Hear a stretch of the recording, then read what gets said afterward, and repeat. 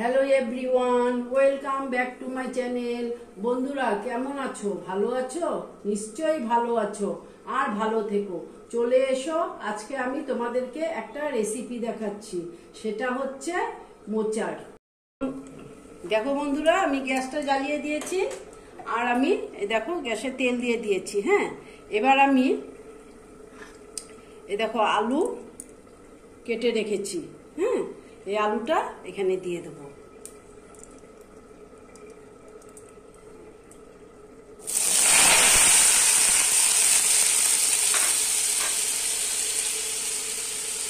দিয়ে আলুটা একটু আস্তে আস্তে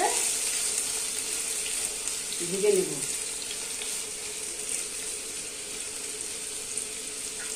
আর এইদিকে দেখো, আমি মোচাটা সেদ্ধ করে রেখেছি।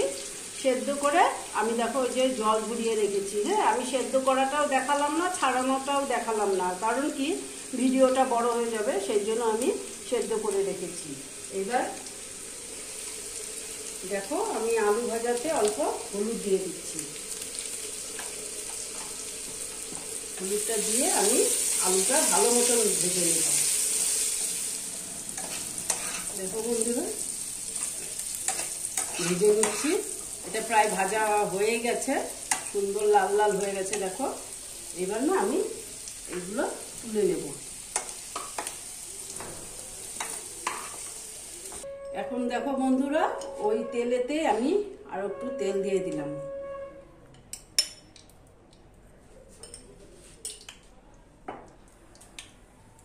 তারপরে আমি দিচ্ছি ফোড়নে শুকনো লঙ্কা, তারপরে দিয়ে দিচ্ছি তেজপাতা, তারপরে দিয়ে দিচ্ছি দারচিনি, তারপরে দিচ্ছি পাঁচফোড়ন। আমি না পাঁচফোড়ন দিলাম, তোমাদের যদি ইচ্ছে হয় তোমরা কিন্তু জিরে দিতে পারো। আমি পাঁচফোড়ন দিয়েছি কারণ কি এটা নিরামিষ করবো তো, সেন্টটা না খুব ভালো হয়। তারপরে আমি দিচ্ছি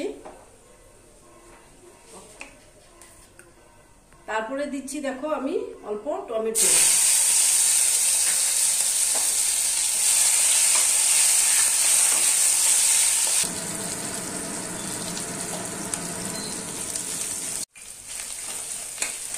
দিয়ে একটু ভেজে নিচ্ছি। তারপরে দিচ্ছি আমি ধনের গুঁড়ো, তারপরে দিচ্ছি জিরের গুঁড়ো, তারপরে দিচ্ছি হলুদ, দিয়ে একটু আবার ভেজে নিচ্ছি।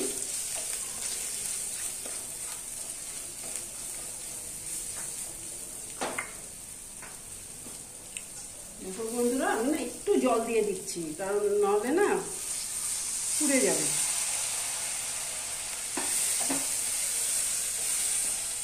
এবার জলটা দিয়ে এবার আমি দেব আলুগুলো যে ভেজে রেখেছিলাম, এই আলুগুলো দিয়ে দিচ্ছি।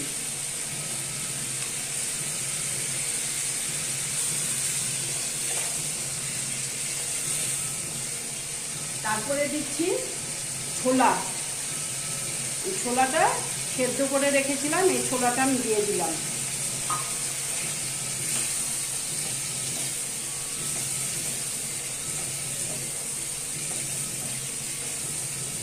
একটু ভালো মতন কষাতে হবে। দেখো বন্ধুরা, প্রায় কষানো কমপ্লিট হয়ে গেল। এইবার না আমি মোচাটা যে এই যে আমি রেখেছিলাম, এই মোচাটা আমি দিয়ে দিচ্ছি।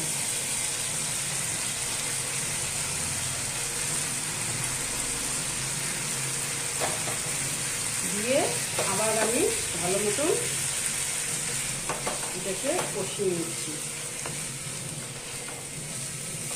এটাতে আমি না শুকনো লঙ্কার গুঁড়ো দিলাম না, তোমাদের যদি ইচ্ছে হয় তোমরা দিতে পারো, কারণ আমি দিলাম না শুকনো লঙ্কা, আমি কাঁচা লঙ্কা দিয়ে এটা করব।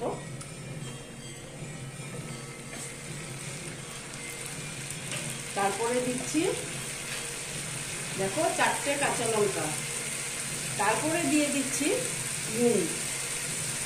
নুনটা একটু আন্দাজ মতন দিতে হবে, কারণ আমি যখন মোচা সেদ্ধ করেছি না তখন আমি নুন দিয়েছিলাম, সেই জন্য নুনটা একটু আন্দাজ করে দিতে হবে। দেখো প্রায় কষানো হয়ে গেল। এইবার আমি এটাকে কি করবো জানো, স্টিমটা কমিয়ে অল্প টাইমের জন্য এটা আমি ঢেকে দিচ্ছি। দেখো বন্ধুরা, 5 মিনিট বাদে আমি ফিরে এলাম।